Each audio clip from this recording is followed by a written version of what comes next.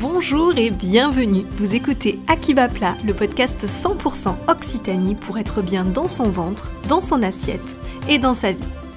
Si vous êtes à la recherche de conseils et d'astuces pour améliorer votre digestion, si vous avez envie de prendre soin de vous de façon naturelle, si l'alimentation est un sujet qui vous passionne ou qui vous questionne, et si vous voulez découvrir des personnalités locales inspirantes avec un accent chantant, alors vous êtes au bon endroit.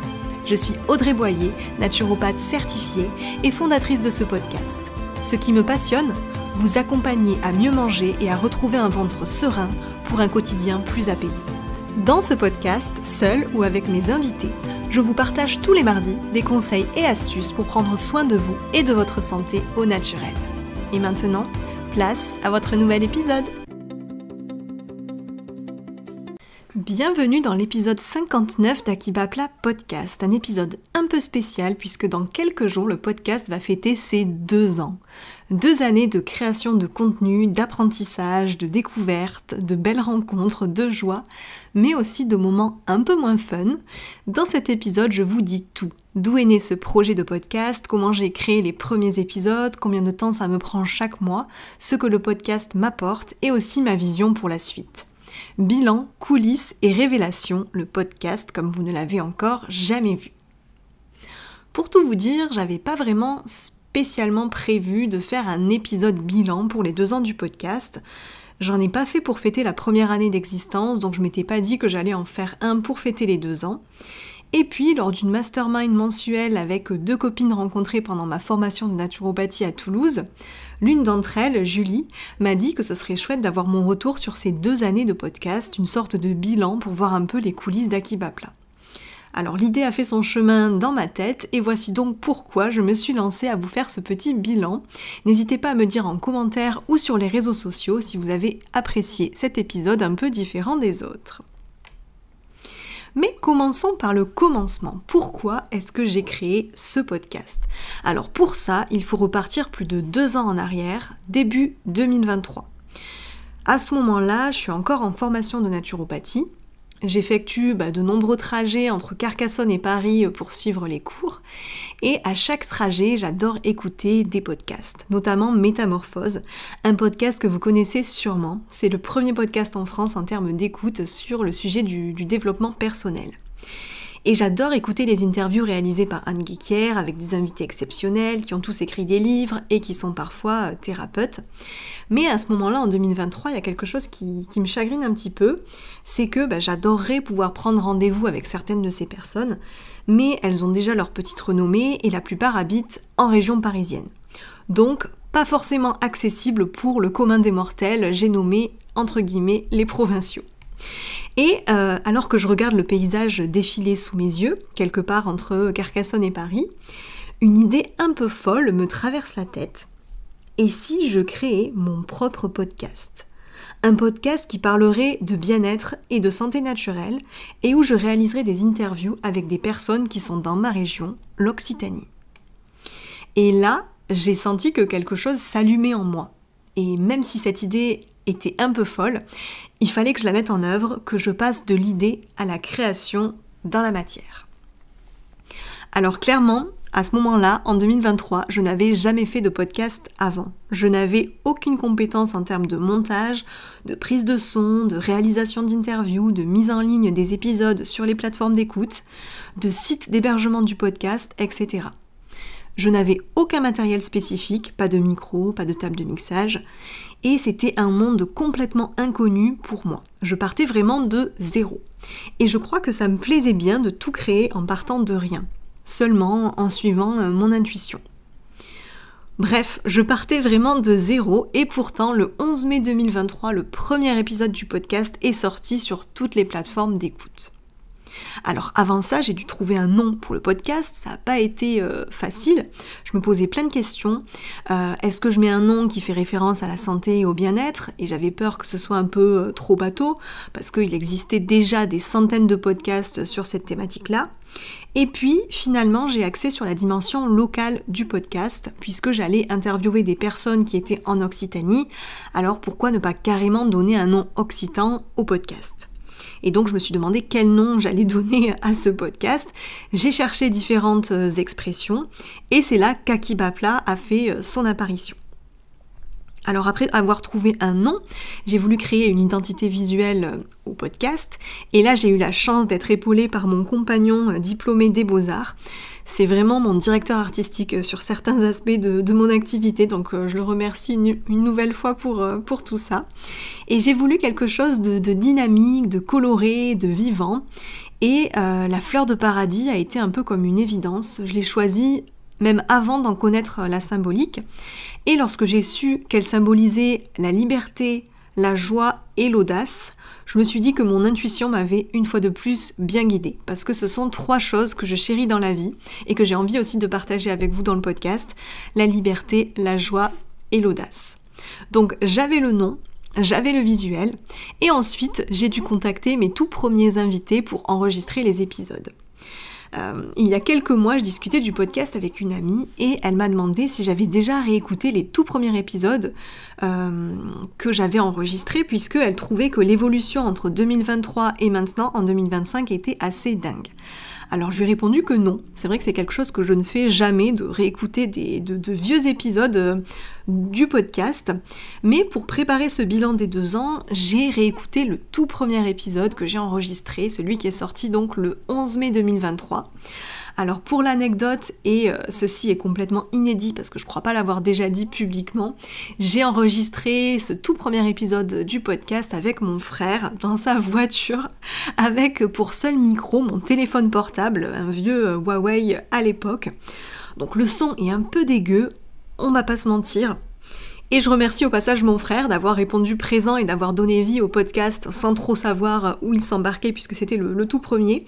Mais c'est vrai que c'est assez incroyable lorsque j'ai réécouté cet épisode de me dire que voilà, il y a 2 ans j'en étais à ce stade-là et que maintenant j'en suis ici, j'en suis beaucoup plus loin, j'ai pas mal évolué, le podcast a bien évolué.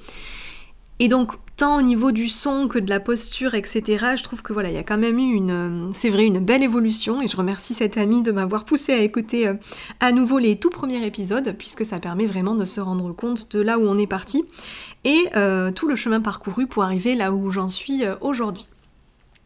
Ça me permet aussi, je fais une petite parenthèse, de passer un message pour toutes les personnes qui ont envie de se lancer dans un projet, qui sentent que ce projet les appelle, qu'elles ont comme moi cette petite flamme qui s'est allumée quand elles y pensent. N'attendez pas d'avoir tout le matos, toutes les compétences, votre emploi du temps vide ou que sais-je pour vous lancer. Si j'avais fait ça, le podcast n'aurait probablement pas encore vu le jour et je ne serais pas là à vous parler aujourd'hui. Donc lancez-vous et vous apprendrez petit à petit et vous ferez évoluer ce projet petit à petit. En tout cas, c'est vraiment ma vision des choses. J'aime l'action, j'aime apprendre, je suis curieuse et si une idée vient réveiller quelque chose en moi, c'est que ça doit prendre forme dans la matière, ça doit s'incarner. Et évidemment que ça ne sera pas parfait au début, et d'ailleurs le podcast n'est toujours pas parfait 2 ans après, je pense que la perfection n'existe pas, mais pour moi le plus important c'est de kiffer, de prendre du plaisir dans ce que je fais, et je vous invite vraiment, si quelque chose vous appelle, à y aller, même si vous vous sentez pas prêt, parce que c'est comme ça qu'on évolue, c'est comme ça qu'on progresse. Donc parenthèse refermée, en 2 ans, la trajectoire du podcast a un peu évolué. Dans la première saison du podcast, j'ai réalisé uniquement des interviews. Je me sentais pas encore de prendre la parole en solo, c'était un peu intimidant. Et puis j'avais pas encore terminé ma formation de naturopathie à ce moment-là, donc je me sentais pas à 100% légitime de parler de bien-être et de santé naturelle. Et puis dans la 2e saison, qui va de septembre 2023 à août 2024, j'ai continué les interviews, mais j'ai commencé à réaliser 3-4 épisodes en solo sur des thématiques assez personnelles comme mes retraites dans des abbayes, le woofing ou encore mes réflexions à l'aube de mes 30 ans. Et finalement, ce n'est que dans la 3e saison, donc depuis septembre 2024, que j'ai réalisé des épisodes en solo où j'ai commencé à parler de santé naturelle et de bien-être. Et dans cette 3e saison aussi, donc qui est la saison actuelle, j'ai souhaité recentrer un peu le podcast. Avant, c'était assez large, j'invitais des personnes qui gravitaient dans cette thématique bien-être, santé naturelle. Et depuis septembre 2024, j'ai voulu axer davantage sur 2 fils conducteurs, Alors le premier, c'est l'alimentation, et c'est déjà un thème très vaste en soi qui m'intéresse depuis toujours, car avant d'être naturo, j'étais chef de projet dans le domaine de l'alimentation durable. Et le deuxième fil conducteur du podcast, c'est le digestif, parce que c'est une de mes thématiques de prédilection en accompagnement naturo. Donc au fil des mois, la trajectoire du podcast s'est affinée, je suis montée en compétences comme on dit, j'ai acheté du matériel digne de ce nom, j'ai appris à parler, à structurer un épisode, etc. Mais vous voyez que ça ne s'est pas fait en un jour, ça a demandé des mois et des mois de travail et de réflexion. Et le rythme des épisodes a évolué aussi, puisque pendant plus d'1 an, j'étais à 2 épisodes par mois, parce que réaliser un épisode, ça prend du temps, en moyenne 6 heures de travail de l'idée de l'épisode à sa programmation sur les plateformes d'écoute. Et puis, depuis la saison 3, je publie 3 épisodes par mois. C'est un petit peu plus challengeant, mais c'est vrai que j'adore vous sortir de nouveaux épisodes. Alors, vous l'aurez compris, et c'est ce que j'ai envie de vous transmettre aussi dans cet épisode bilan des 2 ans, créer et animer un podcast sur un temps aussi long, ça requiert vraiment un investissement en termes de temps, puisque si vous multipliez le nombre d'épisodes, soit 59, par approximativement 6 heures de travail, vous aurez le temps minimum que j'ai consacré à Akiba Plat en 2 ans. Ça nécessite aussi un investissement en termes d'énergie, en termes d'argent aussi, parce que une plateforme d'hébergement, ça a un coût, l'achat du matériel aussi, et sans compter se rendre sur place pour interviewer mes invités. Parce que ça, je ne l'ai pas encore dit, mais c'est vraiment un point d'honneur dans mon podcast, c'est la proximité. C'est, vous l'avez compris tout à l'heure, la jeunesse du projet. J'ai voulu un podcast qui soit local, qui soit proche des gens, notamment des habitants de l'Occitanie. Donc je réalise toujours les épisodes de podcast en présentiel. Je me rends sur le terrain auprès de mes invités pour pouvoir enregistrer les épisodes. Parce que pour moi, c'est important de partager des moments avant et après l'épisode, avec les invités, de voir leur univers, de tisser de vrais liens. Et c'est pas du tout la même ambiance lorsque les épisodes sont enregistrés en visio. Donc ça, c'est vraiment quelque chose qui me tient à cœur et j'espère que ça se sent quand vous écoutez les épisodes. Mais évidemment, tout ça, ça a un coût en termes de temps, d'énergie et d'argent, puisque c'est pas pareil de tourner un épisode de podcast d'1 heure en visio, tranquillement depuis chez soi, et puis ensuite de vaquer à ses occupations, ou bien de prendre sa voiture, de faire plusieurs heures de route pour aller enregistrer un épisode sur place, de parfois dormir sur place, etc. Donc à ce propos, si vous voulez d'ailleurs en savoir un peu plus et voir tous les endroits où je me suis déplacée pour enregistrer un épisode, j'ai créé une carte interactive, elle est dispo sur mon site internet www.audrey-boyer.fr à l'onglet podcast. Alors n'hésitez pas à aller y jeter un coup d'œil si vous voulez voir les endroits où se trouvent les invités du podcast. Donc maintenant que je vous ai partagé un petit peu d'où est venu ce projet, cette idée de créer un podcast, les différentes étapes et puis aussi ce que ça représente en termes de logistique, j'aimerais vous partager ce que m'apporte le podcast, ce que ça m'apporte de faire ça depuis 2 ans. Parce que ça, c'est une question qui revient souvent. On me demande, qu'est-ce que ça t'apporte de faire ce podcast ? Et il y a 2 questions qui reviennent très souvent. C'est est-ce que ça te rapporte de l'argent ? Et la deuxième question, c'est est-ce que ça te rapporte des clients dans ton cabinet ? Alors, c'est globalement la même chose en fait, puisque les gens qui me posent ces questions veulent savoir si finalement je m'y retrouve financièrement avec le podcast. Eh bien, roulement de tambour, vous allez peut-être être déçus, mais la réponse est non. Le podcast ne me rapporte pas d'argent, il m'en coûte. Et j'ai parlé juste avant du coût que cela représente d'enregistrer un épisode, de se déplacer, de payer la plateforme d'hébergement, etc. Et pour le moment, j'ai personne qui est venu dans mon cabinet ou en visio pour démarrer un accompagnement naturo via le podcast. Donc si vous souhaitez lancer un podcast en espérant que ça vous rapporte de l'argent, ce n'est clairement pas le bon filon. Donc, vous l'avez compris, je ne fais pas ça pour l'argent, c'est un travail qui est totalement bénévole, mais le podcast, ça m'apporte énormément d'autres choses et je vais vous partager les principales ici. La première chose, c'est évidemment de belles rencontres avec des personnalités locales inspirantes. Avoir un podcast, finalement, pour moi, c'est l'opportunité de rencontrer des personnes que je n'aurais peut-être pas pu rencontrer autrement. C'est créer une occasion, un espace pour échanger avec des personnes qui sont passionnées par leur métier et qui ont envie de transmettre sur les sujets de la santé et du bien-être. La deuxième chose que ça m'apporte, c'est de pouvoir partir sillonner de beaux territoires en Occitanie, puisque je vous disais juste avant que tout était en présentiel. Donc finalement, là aussi, c'est une opportunité de partir visiter ou découvrir de nouveaux territoires en Occitanie. Et je prends vraiment plaisir à prendre ma voiture et aller dans des territoires qui sont pas forcément connus ou qui sont pas forcément touristiques. Et je me rends compte à chaque fois à quel point cette région est incroyable en termes de diversité de paysages. La troisième chose que m'a permis le podcast, c'est d'oser prendre la parole et de m'affirmer dans ma posture de naturopathe. Et ça, je pense que c'est quelque chose de très important, puisque sans le podcast, finalement, à part quelquefois sur les réseaux sociaux, j'ai pas forcément l'occasion de prendre la parole sur les sujets autour de la santé naturelle et du bien-être. Alors bien sûr, c'est ce que je fais dans mon cabinet et puis lorsque j'anime des conférences ou des ateliers. Mais finalement, là, créer ce podcast et publier les épisodes, c'est un petit peu se jeter dans le vide, puisque une fois que l'épisode est publié, clairement, on ne sait pas qui derrière va l'écouter.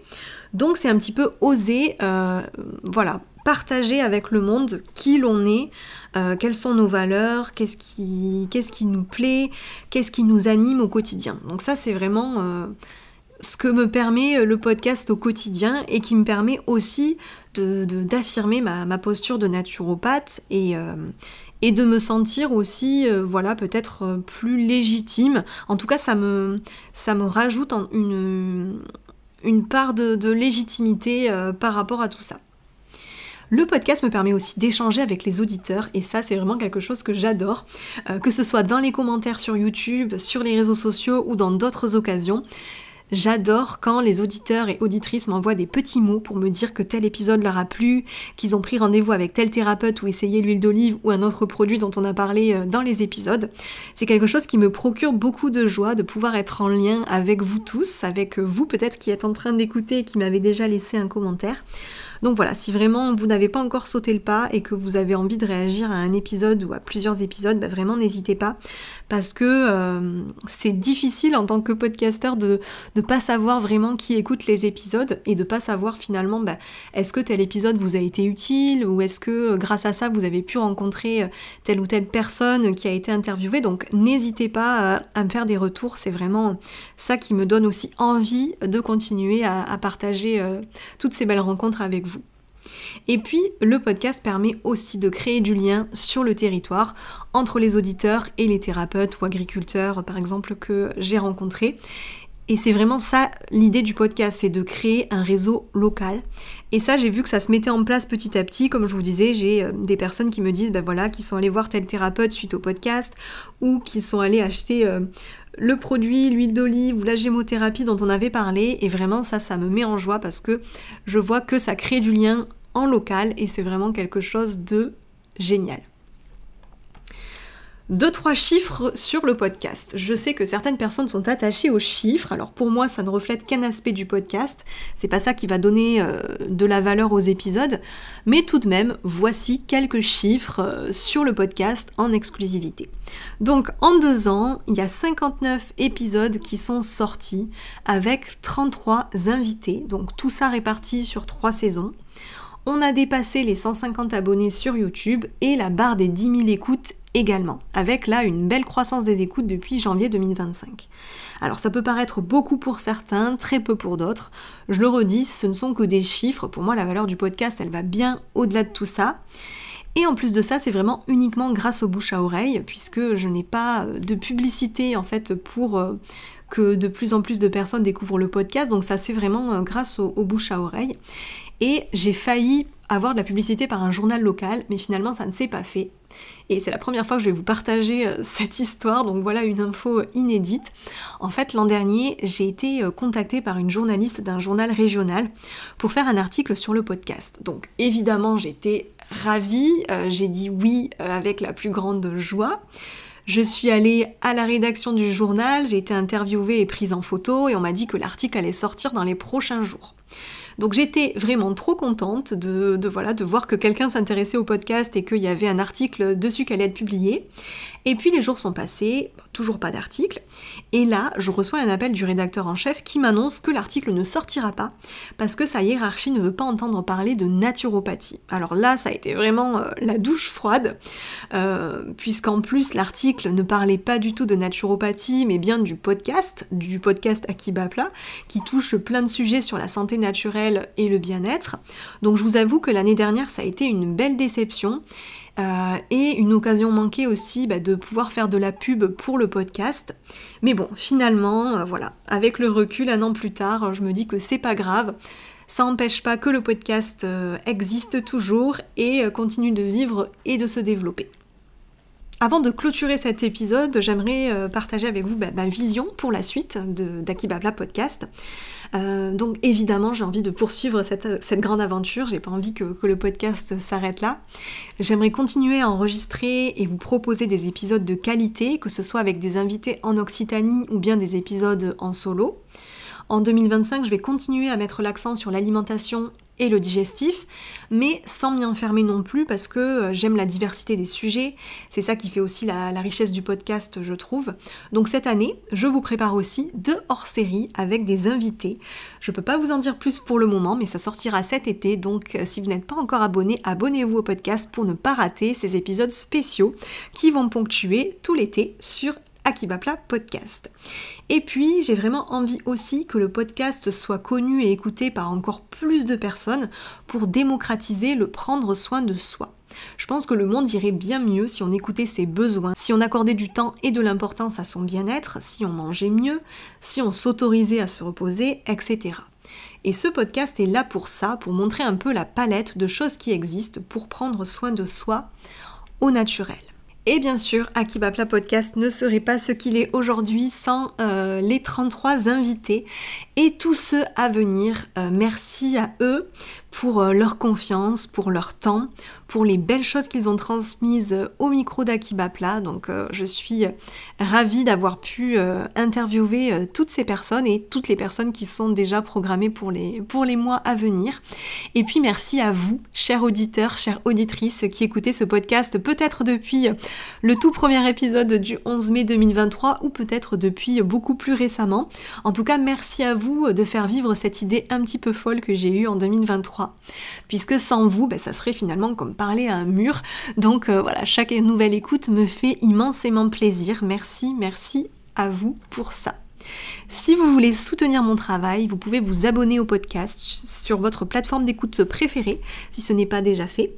Vous pouvez aussi commenter, aimer et partager les épisodes qui vous ont parlé et qui peuvent aussi parler à des personnes de votre entourage ou même dans vos communautés sur les réseaux sociaux pour permettre à de nouvelles personnes de découvrir le podcast et de prendre soin d'elles au naturel.